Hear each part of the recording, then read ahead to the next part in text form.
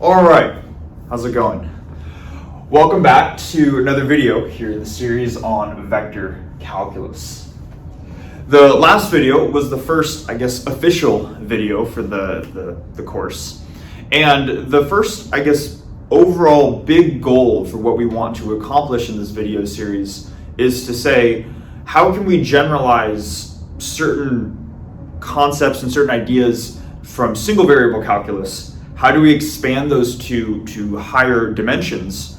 And then how can we do calculus when working with these higher dimensional quantities? And what we took a look at in the last video was we took a look at this single variable function, which takes a single number as the input and spits out a single number as the output. And we posed the question, well, how can we generalize that type of function, right? And what we came up with is what I have summarized here on the board. We came up with two different ways in which we can generalize the single variable function. And those two generalizations were called scalar functions and vector functions. So starting with scalar functions, again, these were functions that had a more general domain. Rather than just it being R as the domain, we have Rn. So it's going to take in an entire vector and spit out just a number. Then on the other hand, we had vector functions, which rather than generalize the domain, it generalized the codomain. So it takes in a scalar and spits out a vector as the output, right?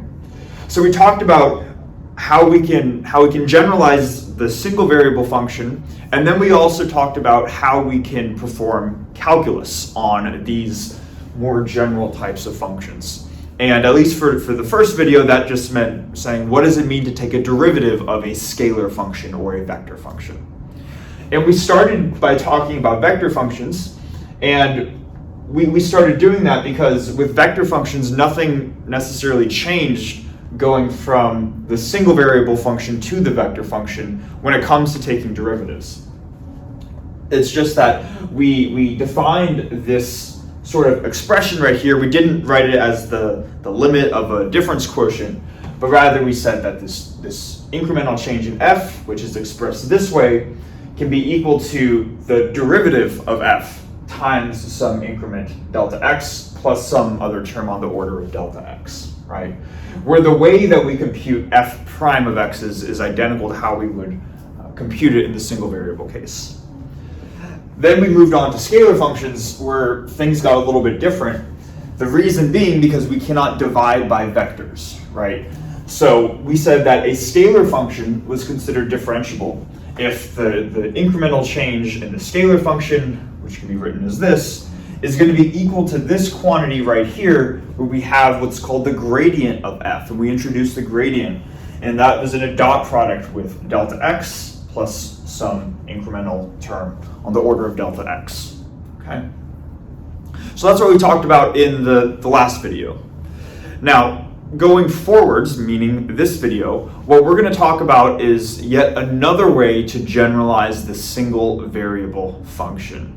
The last video had already gone on long enough, which is why I wanted to cut it at that point, but there's still more ways that we can generalize besides just generalizing the domain and generalizing the codomain. And we're going to see what that looks like. So that's going to be the first half of the video, and then in the second half of the video, we're going to introduce these things called coordinate systems, or we're going to introduce different types of coordinate systems. Some of this might already be familiar to viewers, but I'm not sure, right? And it's just, I wanted to include this here because a lot of times in single variable calculus, you're inherently working in Cartesian coordinates, or like these x, y, z coordinates, that type of coordinate system, right? So in case we haven't seen alternative types of coordinate systems, because they are going to show up very frequently in this course, we're just going to introduce those as well. And that's what we're going to be doing for this video. Okay. So hopefully that makes sense. And first thing I'm going to do is just erase what I have here and write out the next type of function that is a generalization from the single variable case.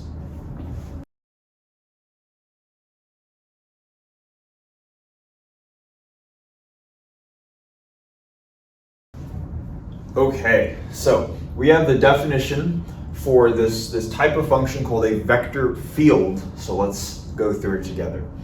It says here that a vector field is a function f, which now not just generalizes the domain or the codomain, but it generalizes both.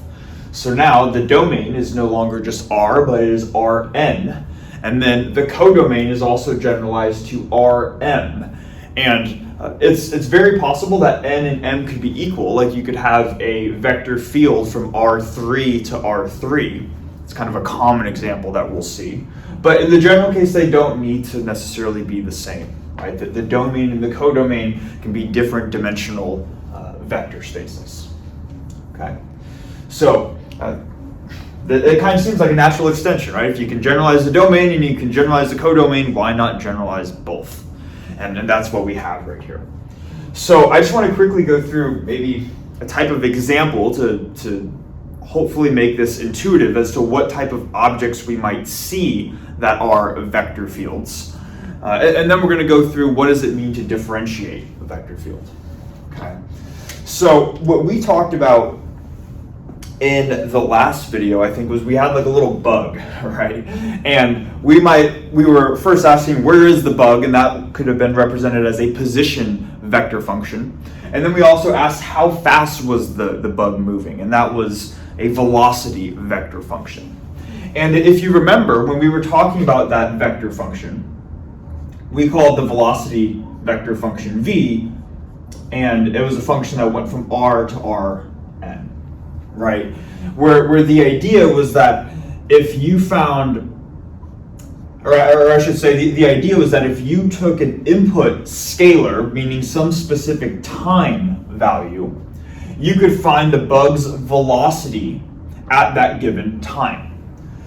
Now, what I want to do in this case is to kind of use a similar idea of looking at velocities, but rather than just having a single input to be time, let's now generalize this input so that it is space, okay? And here's what I mean. So now we're going to have our input be space. Let's suppose that we have some sort of container filled with water, and I'm going to butcher this drawing right here, but I'm not an artist, right? So we got our container here, and then I only have black markers right now, so we're going to have, that's supposed to be water, okay? And what you could do, let's say this in this container, the water is getting sloshed around, so it's not just standing still, and water is kind of moving everywhere, right? What you could do is you could ask the question, what is the velocity of a given water particle in this container?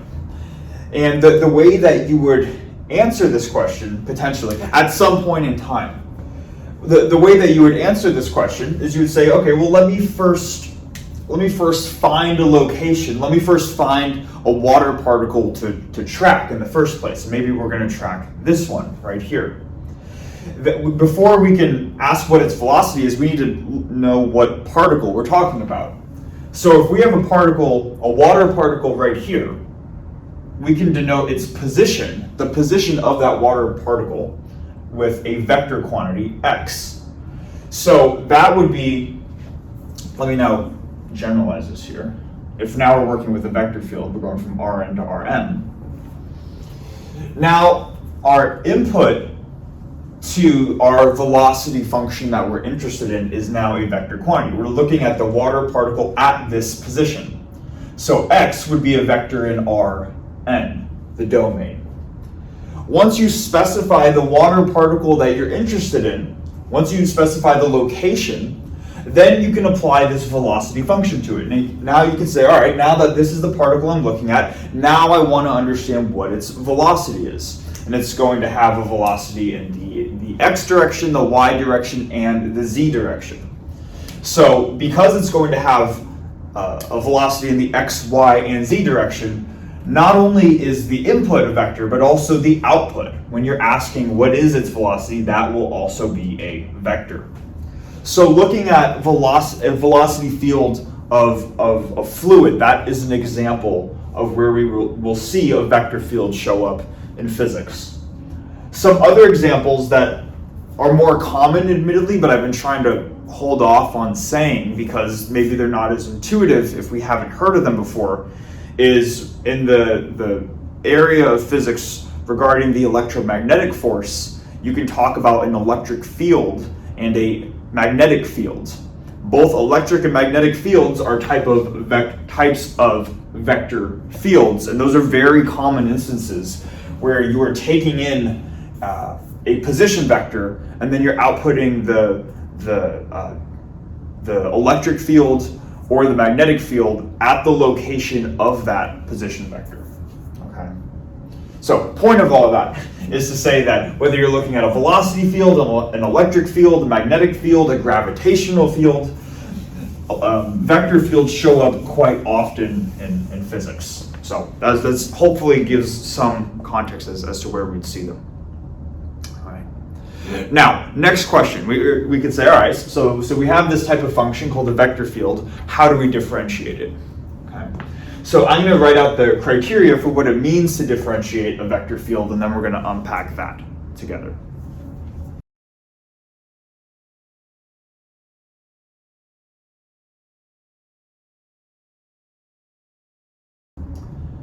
Okay, so we have the criteria right here for what it means for a vector field to be differentiable. So let's go through it together.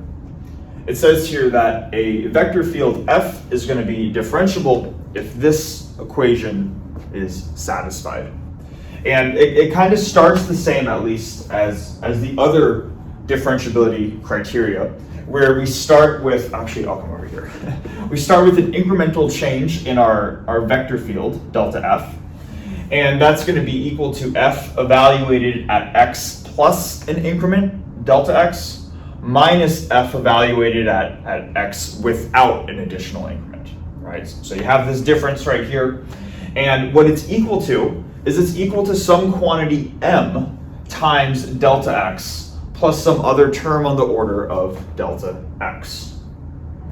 Now, this is like the thing where it clearly starts to get different, right? So we want to ask ourselves, well, what is this quantity m here? And in order to even understand what it is, I think it's useful to see what the objects are on this side of the equation and this side of the equation, and that'll kind of help us figure out what m needs to be. Okay. So starting with this quantity delta x right here, that is an increment that we've moved from x, and then we add on this delta x, right? This is inherently an element in the domain, right? So if delta x is an element in the domain, that means that it is inherently an n-dimensional vector, which if I were to write out the rows by columns, I would have n rows in one column, meaning that is a column vector, right? So this is n-dimensional. Now if we were to look at the terms over here, we see that we have x, delta x, x, these are all inputs, right? So while these quantities right here, here, and here, while they are all n-dimensional, once the vector field F gets applied to these n-dimensional vectors, F takes in that n-dimensional vector and spits out an m-dimensional vector. So now that F has been applied to this n-dimensional vector, and same thing here, both this quantity and this quantity that I just underlined are m-dimensional vectors. So I'm going to write them as having dimensions of m by 1 and m by 1. Okay. So what we've seen here is that we have some quantity on the left-hand side that is an m-dimensional vector, right? And then on the right-hand side, we have something times an n-dimensional vector.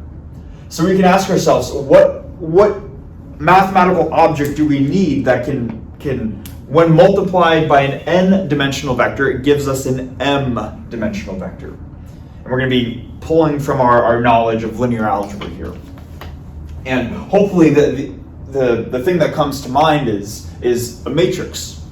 And it's not just any matrix, but the matrix is going to have specific dimensions. In order to perform matrix multiplication in the first place, if you write out the rows and columns of m, the inner the inner dimensions need to match, right? So if I have a row here and a column here, this number needs to match with this number in order to even perform the matrix vector multiplication. So this is n right here. And then we know that we say, okay, these match, so we can perform the matrix vector multiplication, m times delta x.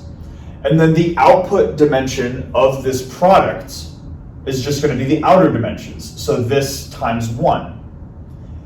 If what we have over here is m times 1, that means this is going to be m right here. Okay. So it turns out that for a vector field, what it means to differentiate it is this criteria right here. So the derivative of a vector field is itself and I realize I have a bunch of things that are underlined right here. Let me erase at least these right here. And maybe I'll circle this because that's the important part. The derivative of a vector field is itself an m by n matrix if our vector field goes from Rn to Rm. Okay. So hopefully that makes sense, at least as to what the object is. This is how we can represent derivatives of vector fields with a matrix. Now, the next natural question is you say, okay, sure, you can represent the derivative of a vector field with a matrix, but what is that matrix, right? And to do that, again, to see what the elements look like, I'm going to just start out by writing out just a little bit more in terms of elements from the domain and elements from the codomain. So for an element from the domain, like in this case x, it's n-dimensional, meaning that if we were to write it out as a column vector, it would have components x1, x2, all the way through xn, right? As for an element from the codomain, so once our vector field f gets applied to x, this is now a vector, but it is m-dimensional. So maybe I'll write that it has components f1, f2, all the way through fm, like this. Okay. And to understand how to I guess determine the elements of m, what I want to do is to not look at this f of x vector as a whole, but let's just rather look at one of these components. Maybe let's just look at the first component and rewrite this equation, but in terms of the first component, f1. Okay. So if I were to do that, my leftmost side becomes delta, no longer of the vector f, but just delta f1. And then this is going to equal f1 of x vector minus plus delta x minus f1 of x, like this. Okay. All right, so hopefully we see what we're doing here, going from this line to this line. We're just looking at one component of this vector right here. And a component of a vector is just going to be a scalar quantity. So while f as a whole is an m-dimensional vector, each of these components, f1, f2, f3, all the way through fm, those are all scalars. And now what we can do is we can pull from our knowledge from scalar functions. Because essentially what we have right here is we have the case of a scalar function, right? f1 is a scalar function, but it takes, or I should say f1 is a scalar, but it takes in a vector x, takes in a vector quantity, spits out a scalar quantity.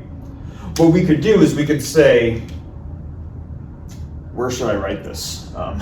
We could say, maybe I'll do this, let's do it down here.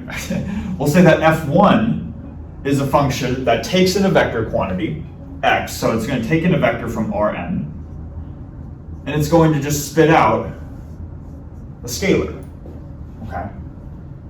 Hopefully we're able to follow that logic, right? So, and as I say that, I think I want to erase this. I just want to make sure that we're clear as to what f1 is. It is itself a scalar function. So then we can ask ourselves, okay, f1 is a scalar function, so how do we differentiate a scalar function?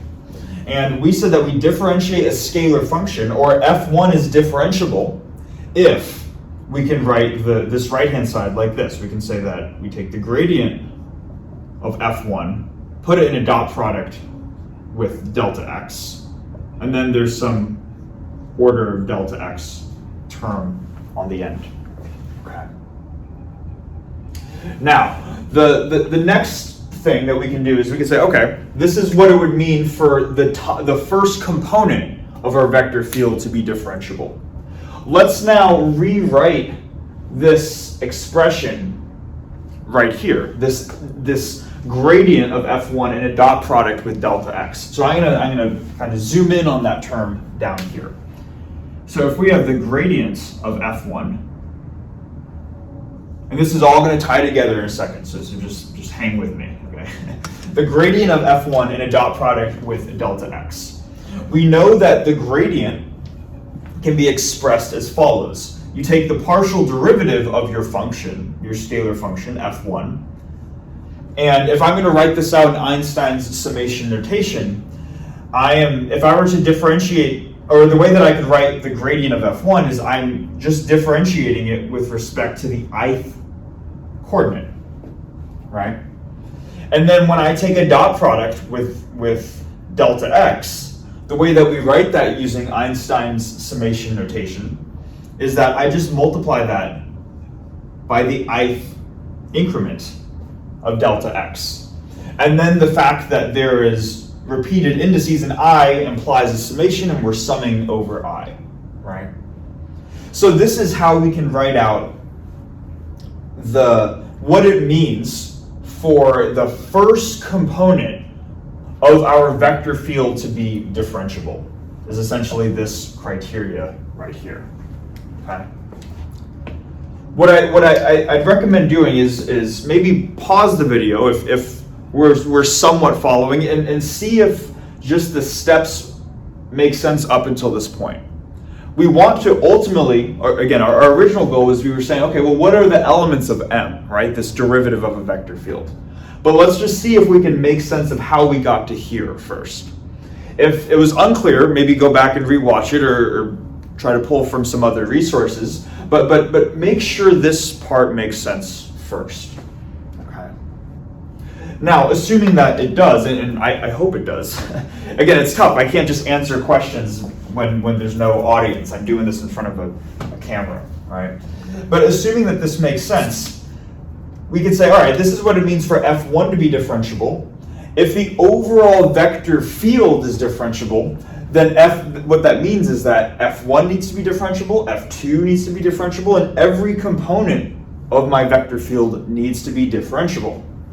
So what I'm going to do is, rather than just writing maybe the first component of f, I'm going to write an arbitrary component. I'm already using the index I here, so let me use a different index to say that, in general, if we wanted to look at maybe the jth element of our vector field, so we would have gradient of fj in a dot product with delta x, and that would give us this criteria right here. Okay. So it's up at this point right here where we now have this partial derivative times this quantity right here. But let's keep in mind that if we're trying to find a matrix, right? These are the two subscript indices needed for a matrix. So it turns out, and what I'm trying to say is that in general you can write the elements of the matrix, and I want to make sure I get the row and column indices correct here. That they say there's, okay, yeah, that the jth element of your matrix can be represented by this partial derivative right here. Partial fj, partial xi. And that's how you can find the elements of this derivative matrix right here. Okay. So, kind of a lot to unpack, but hopefully if we go step by step individually, this makes sense.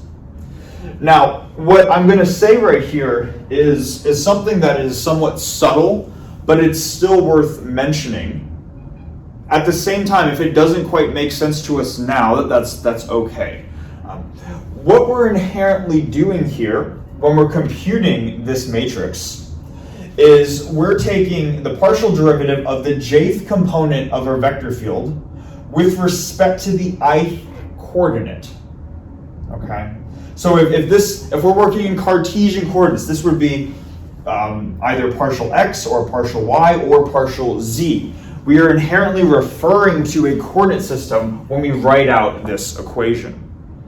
So because of that, what kind of the more general definition for the derivative is just this line right here. Because up until this point, we did not need to refer to any type of coordinate system. In going through this, if we were to write out the specific elements of M, doing so requires us to define a coordinate system right here. As we're going to see in just a little bit, you could also have other coordinate systems other than Cartesian coordinate systems. If we're familiar with polar coordinates, this could be partial r or partial theta. We could also have cylindrical or spherical coordinate systems. And if those don't sound familiar, we're going to go through those, right? But what I'm trying to say is that this is kind of used as the definition of the derivative because it doesn't need to refer to a specific coordinate system, whereas this definition does. However, this is kind of the practical definition. This is what we use very often when computing these types of derivatives. Now, let me just, as a final thing, let me just erase what I have right here and just try to write out this matrix in like its full-on form, I guess. So we call this matrix M. And basically what we would be doing is we would start at partial F1, partial X1, all the way through partial F1, partial Xn, right? This is kind of like that top line when we were looking at this equation right here, right? But then this generalizes, and then this goes down all the way to partial Fm, partial X1, all the way through partial Fm, partial Xn, like that. So that is kind of and then there's dots everywhere in between. This is how you find the jth element of it. Now, let me make sure that I got that right. M by n, right. So what people will do is they will refer to these types of matrices as long as your functions f1, f2, f3, as long as the components of your vector field are smooth, meaning that you can differentiate them any number of times, they refer to these matrices right here as Jacobian matrices. Okay. So if you hear the term Jacobian matrix show up a lot, this is essentially what it is. It is more or less a matrix containing all of the partial derivatives of all of the components of your vector field F. Okay. There's a lot going on, right? But we could just see how this stuff can get a little more complicated, but we still know how to compute all this stuff at the end of the day, right? So hopefully with some examples, this won't be too bad. Now, what I'm going to do, I'm going to erase the board. We're going to start to now talk about the second half of things with coordinate systems, but we'll tie everything together with a small example at the end, computing the Jacobian matrix of a basic coordinate transformation between 2D Cartesian coordinates and polar coordinates to, I guess, finish off the video.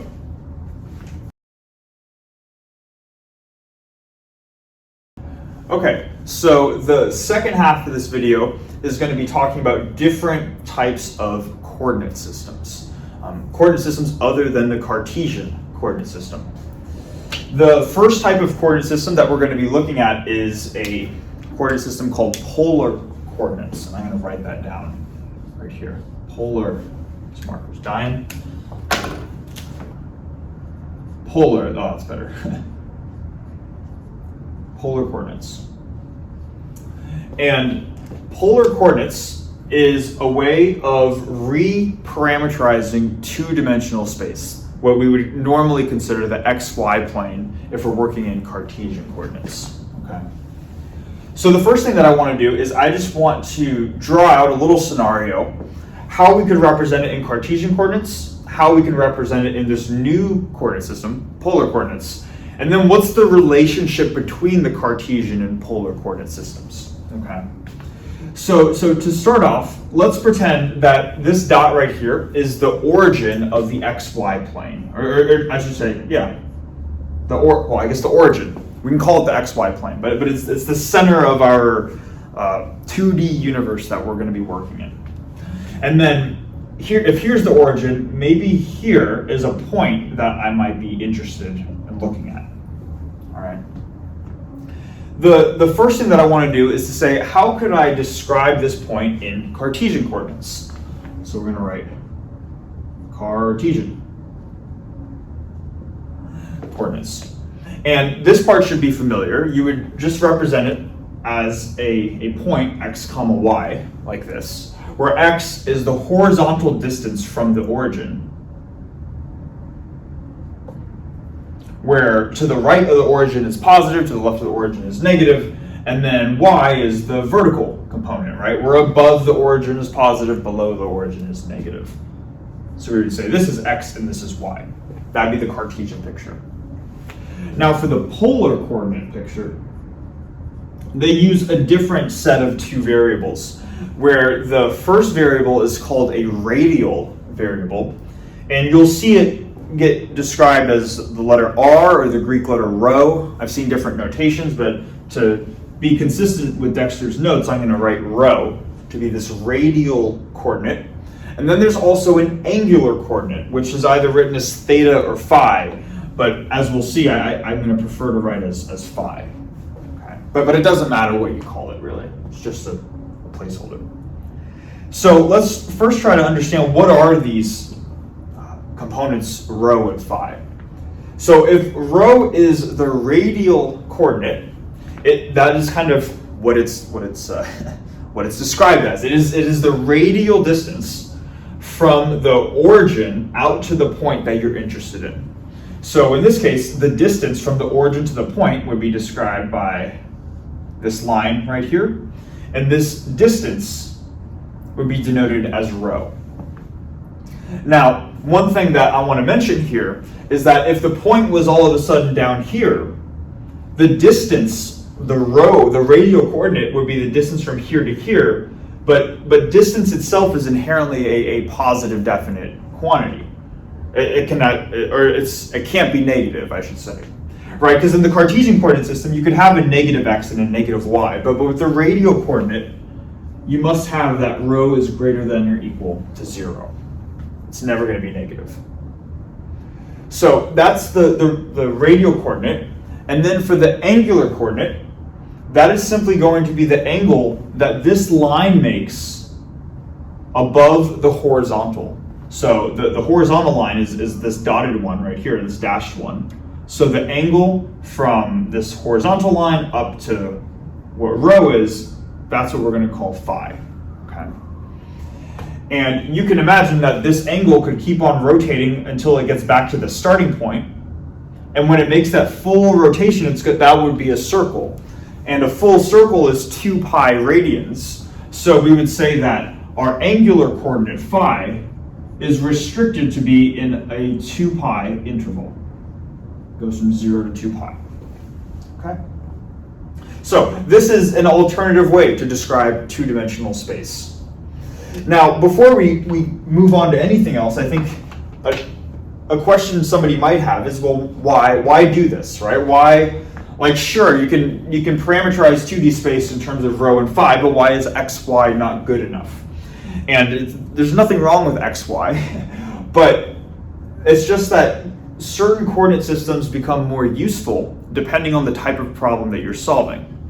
So if there are problems that involve circles, for example, that is a great instance to where you would want to use polar coordinates. Because for a circle that's centered at the origin, every point on the circle is equidistant from the origin. So that every point on that circle would have a constant rho, and the only coordinate that would change is phi. As opposed to if you're working in Cartesian coordinates, where both x and y are changing as you move along every part of that circle. Okay? So it's just that there are different systems where one coordinate system might be more useful than the other. Now, the next thing that we want to do is we want to say, okay, I have these two different coordinate systems. Is there a way to relate the two? So I could write Cartesian in terms of polar and polar in terms of Cartesian. And the answer is yes. Well, we'll start off by writing the Cartesian coordinates, x and y, in terms of polar variables.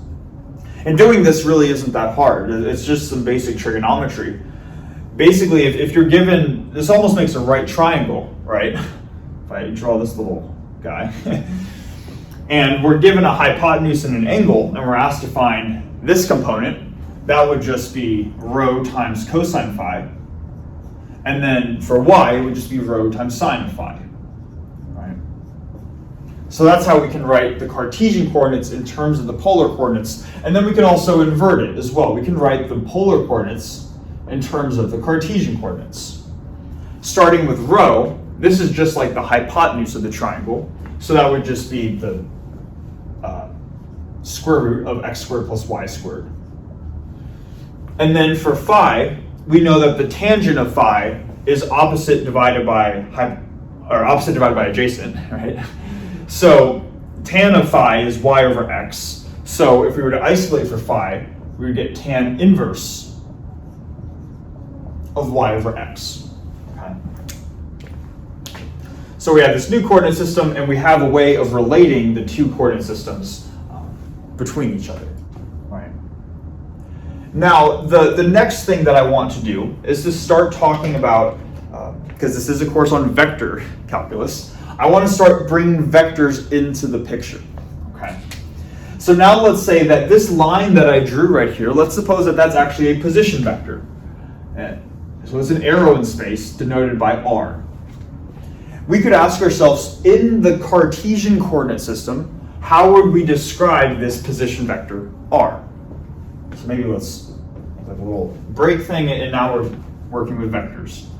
So if we want to describe this position vector r, we would describe it as x times the basis vector I hat plus y times the basis vector j hat, right? These are basis vectors of unit length for the Cartesian coordinate system. Now, this is why I wanted to mention this. We might think that if we're kind of following the same analog, that in polar coordinates, the way that we would denote this position vector is by rho times rho hat plus phi times phi hat, right? But it turns out that that's actually not the case. That's actually not true. It turns out that in order to describe a position vector in polar coordinates, this is another nice feature of polar coordinates, you only need this first component, rho times rho hat. Okay? And here's the reason why. If we think of a vector as having a magnitude and a direction, where this is this arrow in space, r is the vector, we could say, what's the magnitude of this vector? That's just the length of this arrow, right? And the length of this arrow is specified by rho. As for the direction, that's specified by this unit vector. The little hat indicates that it's a unit vector, a vector of length 1, but this provides us a direction. Okay? So this is actually all we would need in order to describe a position vector in polar coordinates. So we do see that things are a little bit different than what they were with Cartesian coordinates. Some things are not exactly the same. And that naturally kind of leads us to the question of saying, well, what is this guy, right? This rho hat. Because we know what I hat and j hat are, right? I hat is simply, or I can rewrite this as x times 1, 0 plus y times 0, 1. But what is rho hat? Because let me actually just draw out a different vector here. Let me draw out a vector like this. Maybe this has, this is another vector. If we wanted to, if we called this S, okay? If we were to write out S in polar coordinates, we would describe it as the magnitude of this vector. Maybe I can call it the radial coordinate associated with S, but still pointing along this direction that's specified by the rho hat vector. Okay, and maybe let me write S like this. I realize the notation's starting to get a little weird here. This vector is the radial unit vector for this guy, and this one is the radial unit vector for this guy. So this naturally begs the question then, like, okay, well, what is this radial vector? It seems like rho hat is quote unquote changing as I change my vector. Whereas if I were to describe S in Cartesian coordinates, it would have different x and y components, but I hat and j hat are always going to be the same. I hat is always 1, 0, and j hat is always 0, 1.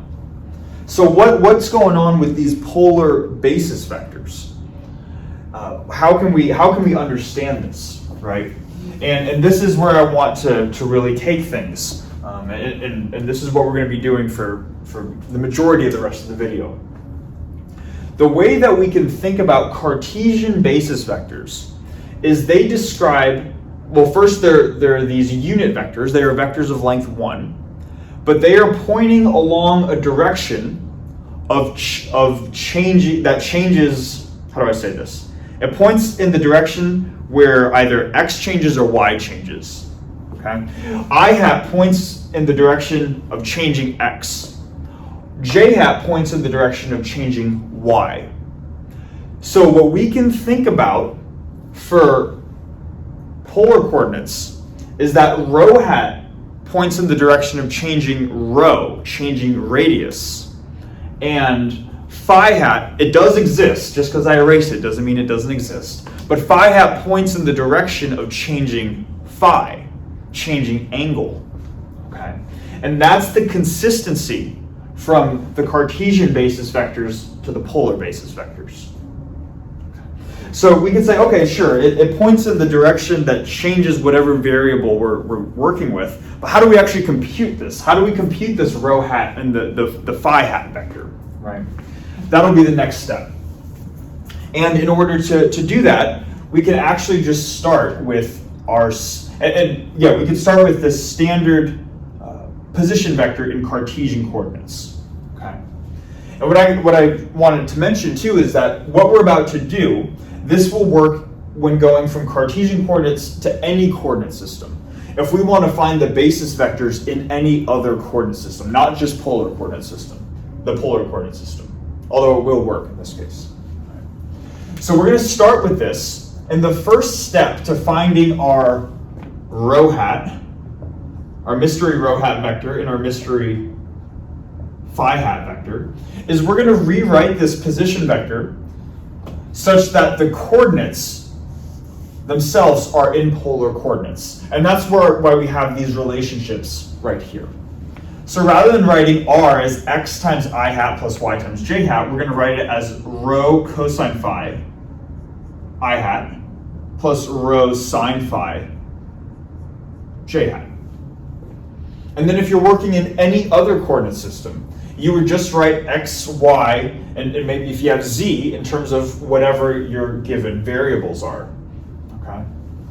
So once you have this right here, in order to find the rho hat basis vector, what you would do is you would see how does this position vector change as rho changes. It needs to point in the direction of changing rho.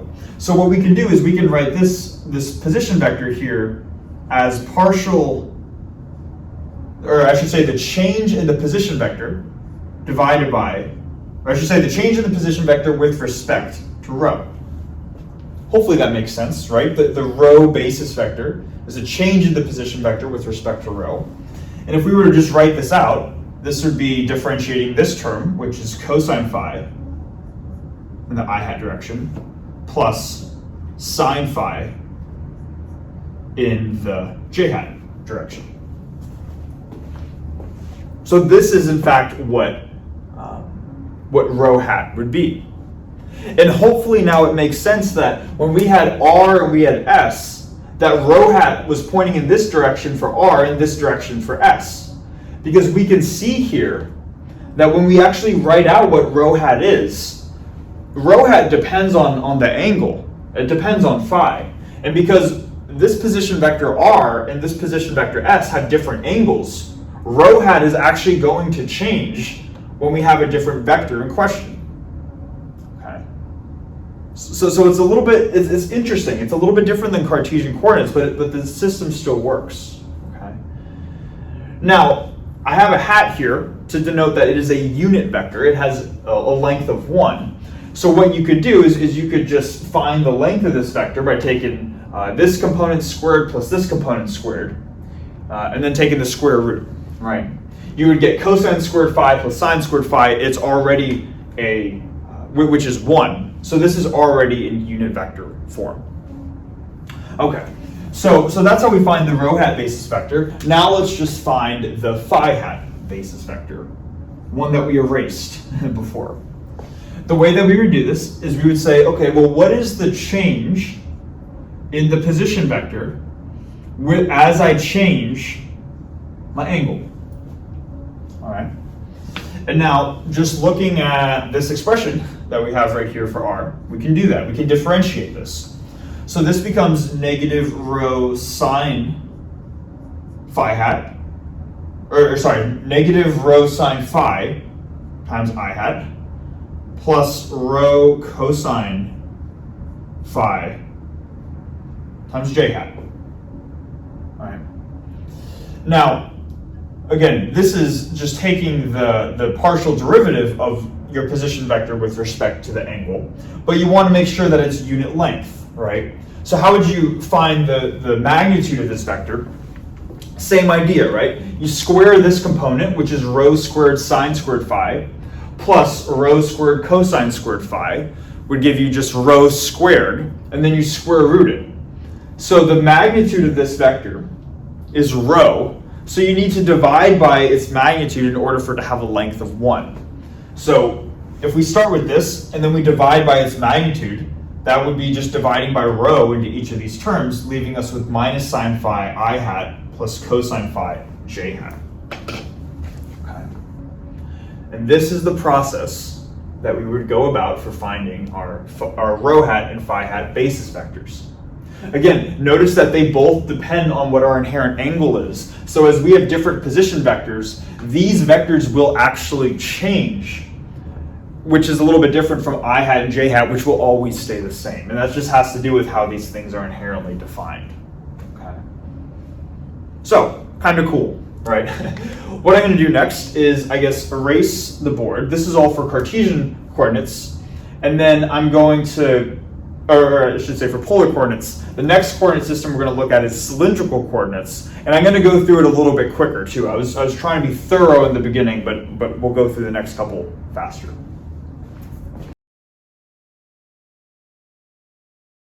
Okay, so the next coordinate system that we're going to work in is called cylindrical coordinates. Now, cylindrical coordinates, as you can probably imagine, are convenient when working with cylinders. And cylinders are three-dimensional objects, right? So this will inherently be a three-dimensional coordinate system. So in order to compare it to Cartesian coordinates, we're going to have to use the 3D version of the Cartesian coordinates, which is the XYZ coordinate system, right? So what I'm going to do, just to start, oh, this marker's dead.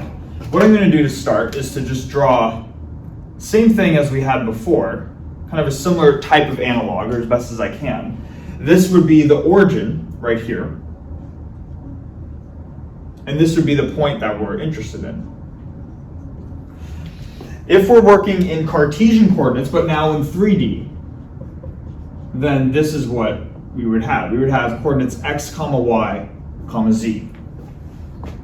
But what we can do, and let me actually just draw out the x, y, z coordinate directions here. So we'll say that x points along this direction, kind of coming out of the board, y points to the right, and z points upwards.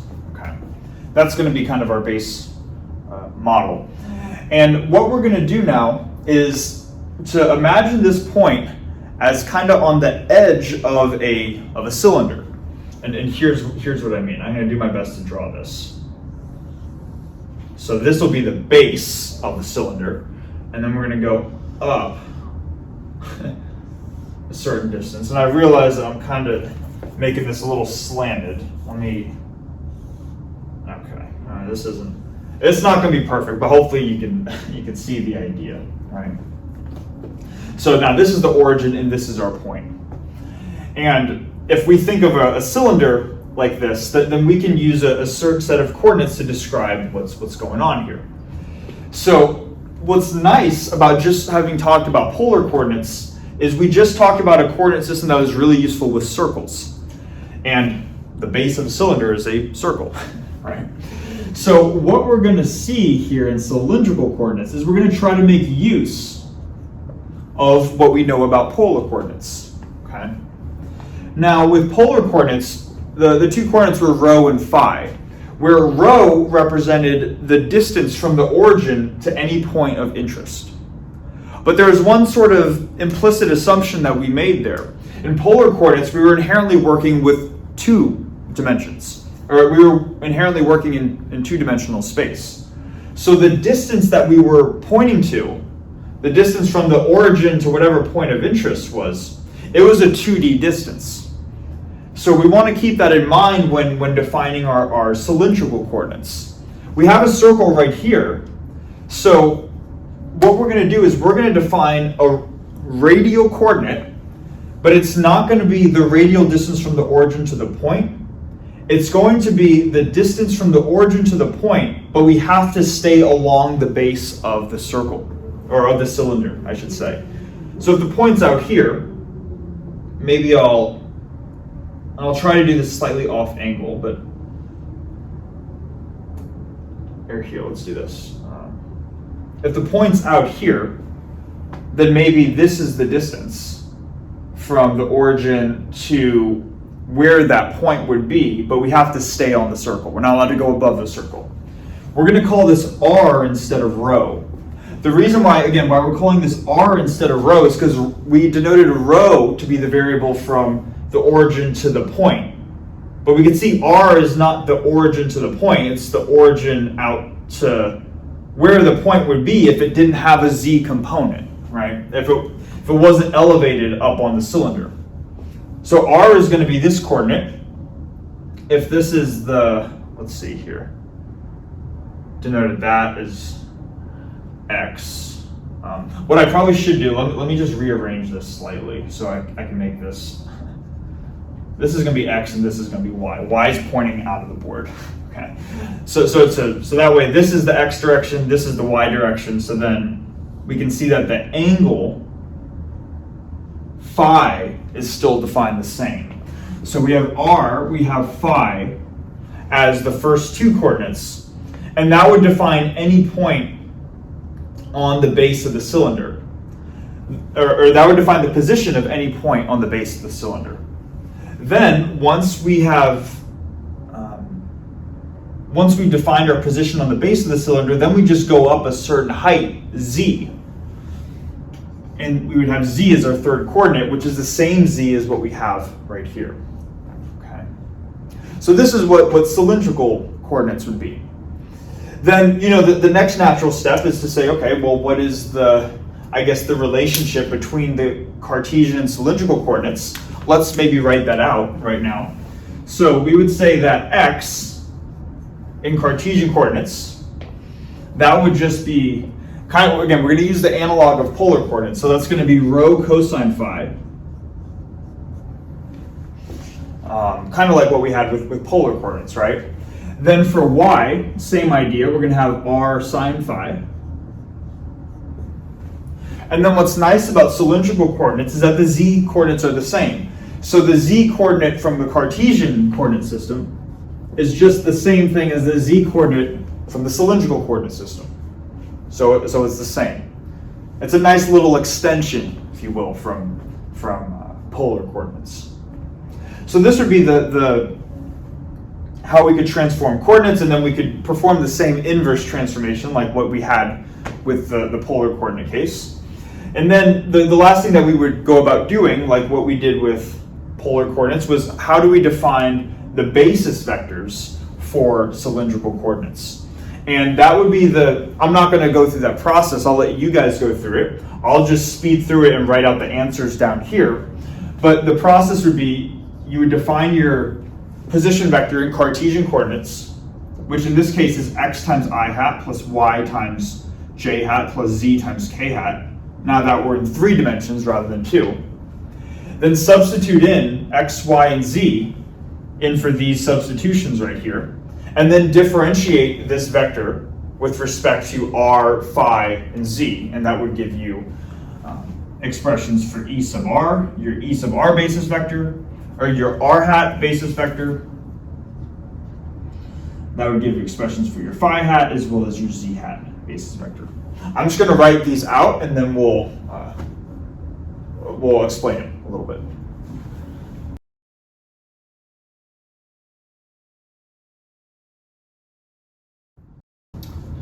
Okay, so these would be the cylindrical basis vectors. And not really a whole lot to say. I mean, we're kind of just going through that process that we did with polar coordinates. Main things that I want to point out is that we'll see these common notations where we'll denote the basis vector for a given coordinate system as e sub whatever the coordinate is. So if we had like a coordinate system that was u, v, and w rather than x, y, z, then we could denote the basis vectors for the u, v, w coordinate system as e sub u, e sub v, and e sub w. So that's also a common notation that we'll use. So there's that, and then really the main other thing is that the z hat is the same as the k hat basis vector because of the same coordinate. So we would expect that to be the case. And then these basis vectors right here are pretty much what we had with polar coordinates, except we had 0 in the k hat direction. Okay. So what I'm going to do now, I'm going to erase the board. We're going to go through cylindrical coordinates and then a quick example of relating coordinate systems with a Jacobian matrix, and that will be it for this video.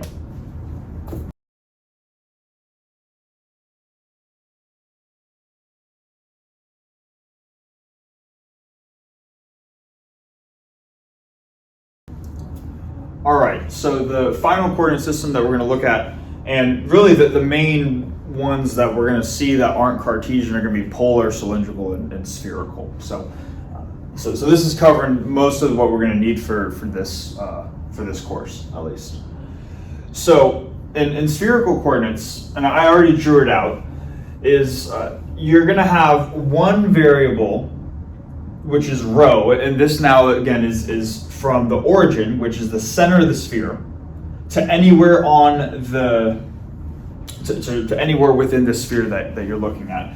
I guess in general, because the sphere could be any radius, this is simply defined the same way that it is in 2D polar coordinates, except now we're in 3D, where it's the distance from the origin to wherever you're at in space, wherever the point is, or in this case, this would be the point, right? So you have rho, and then you have phi, kind of defined similarly, where phi is defined on this center circle. What I attempted to draw a circle that's kind of just laying flat like this. This is supposed to be the halfway point of the sphere. So this would be, let's see, this would have the same setup as what we had in the previous whiteboard, where we had x, y, and z like this. The only difference now going from cylindrical to spherical is that now we can't just go up with our z coordinate, but we're actually going to have a second angular coordinate, which is theta. And theta is not defined from like a horizontal, but it's actually defined from the vertical line. So this dashed line right here is supposed to go from the very top of the sphere all the way through the center, so vertical line, and the angle that theta makes from the point of interest to this vertical line, that's what theta is. Okay, so the way that these variables are defined too is like this. So rho like previously, because it is the distance from wherever you're interested, from the origin to wherever you're interested in, it's inherently a distance, so it's going to be a non-negative quantity. Phi, it's still defined as the angle from the horizontal, this horizontal right here.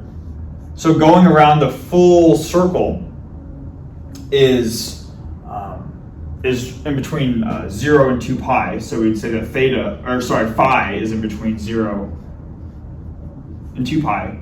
And then for theta, interestingly enough, you might think that, okay, well, to go all the way around, that would also be in between 0 and 2 pi.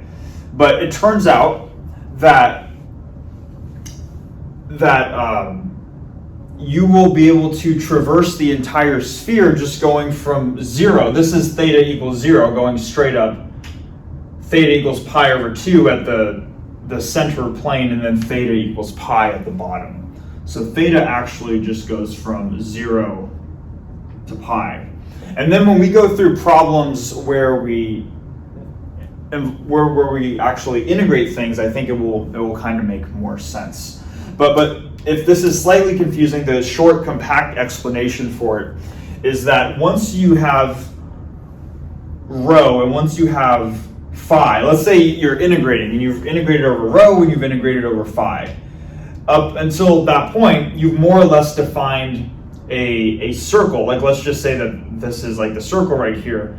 You could ask yourselves, how many of these circles could you fill within the sphere? You'd start at theta equals 0, where you'd have a tiny circle at the top, and then you get progressively larger as you get down to theta equals pi over 2, and then the circles would continue all the way till the bottom, where you have very tiny circles again, and this is around theta equals pi.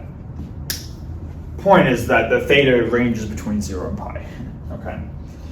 Now, to relate Cartesian coordinates to spherical coordinates, we're going to do something similar to what we did with cylindrical, where we want to build off of our knowledge of polar coordinates. So I'm going to have x, y, and z. And with x, we're going to have the same sort of base where we have rho times cosine of phi, and then y being rho times sine of phi, like this. Now, but I want to mention though too, like this is kind of just part of it. There's also going to be a theta component as well, but this is like the base to our x and y component. Okay, so to understand how theta plays a role into the x and y coordinates, basically we can just look at sine of theta and cosine of theta and ask ourselves, okay, what is that? What are those distances, right? If we were to take the sine of theta, just looking at this, and maybe let me just draw it out almost. If this is theta and this is rho, and we're making a right triangle like this, sine of theta is this distance divided by this distance. So in other words, let me just call this, I don't know what I'm going to call this. I'll call this z, because this line, right, this vertical line, that corresponds to the z distance. And this one maybe I'll call like x comma y. Okay, we'll see why in a second. But sine of theta equals opposite over hypotenuse, which is either x or y over rho. So then, whether we're looking at x, the x coordinate, or the y coordinate, x or y is going to equal rho times sine of theta. So the sine of theta so the theta dependence comes in the form of a sine function that gets tacked on here. That's more or less what I'm trying to say. So we have cosine of phi times sine of theta, and then we have rho sine of phi times sine of theta. Now for the z coordinate, how high is this point above the origin right here? That's simply going to be this distance right here. And then we would say that if we're relating z, theta, and rho, we would say that cosine of theta is adjacent over hypotenuse, is z over rho. So you solve for z and you get that z, or you solve for z and you get that z is rho cosine of theta. Turns out that z does not depend on phi at all. Z is rho times cosine theta. Okay. And then you can go through solving for the E sub r, or I should say E sub rho, E sub phi, and E sub theta basis vectors. I'll write out what you should get down here, and then we'll go through whatever we need to there.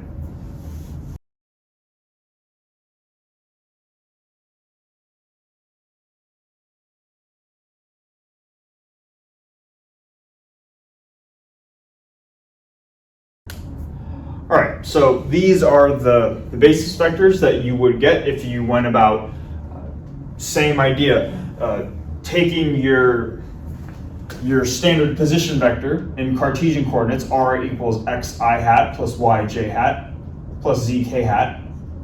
Substitute these equations right here into here, and then differentiate this vector with respect to rho, phi, and theta. This is what you get. Okay. So, yeah, hopefully this makes sense, and hopefully this isn't too tedious. Last thing, and I feel like the video is already going on pretty long, so I'm going to try to make this quick. Last thing that we're going to do is just show how to apply this Jacobian thing that we talked about earlier to specific coordinate systems, now that we've talked about coordinate systems a bit.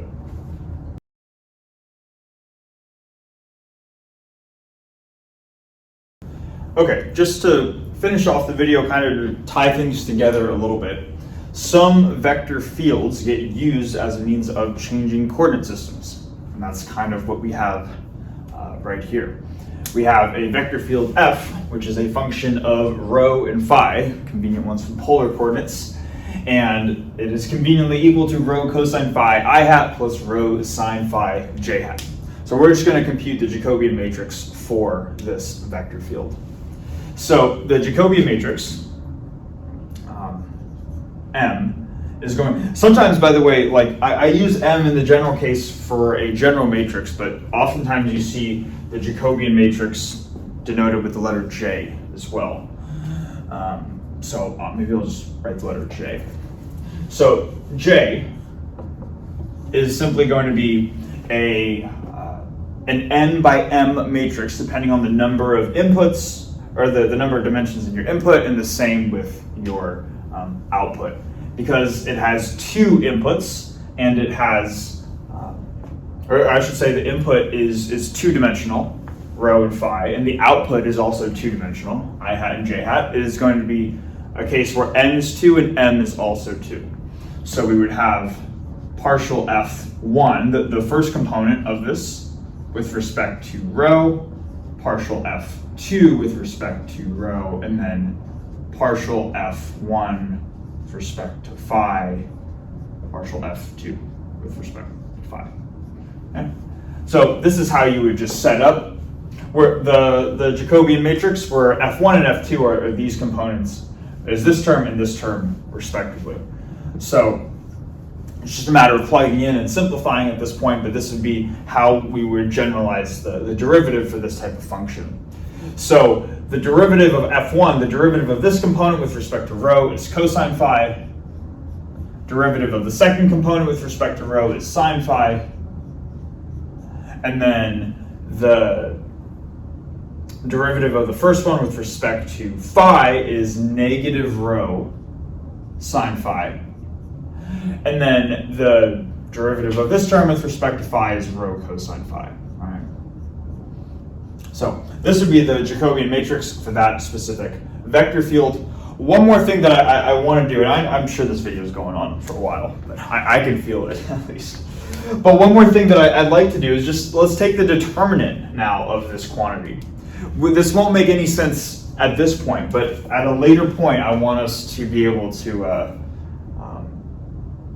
I guess I want to save on to this idea of taking the determinant of this Jacobian matrix for later, because it's going to be useful later on in the video series. So if we were to take the determinant of this quantity, that would be the main diagonal minus the off diagonal, which is rho times cosine squared phi. Minus the off diagonal, which is minus rho sine phi times sine phi, rho sine squared phi, and then there's a negative sign. So minus negative this is the same as positive rho sine squared phi. And this can just be written as rho times cosine squared plus sine squared, or just rho. Okay. So conveniently, when we take, or I don't want to say conveniently yet, but it seems that when we take the determinant, we get a factor of just rho. And you can imagine for different functions where you're transforming coordinate systems, you might get different values right here. We'll see how that becomes useful later on. I'll just say that. But yeah, I'm sure this is a long video, so thanks for sticking through it. Thanks so much for watching, and I'll see you in the next one.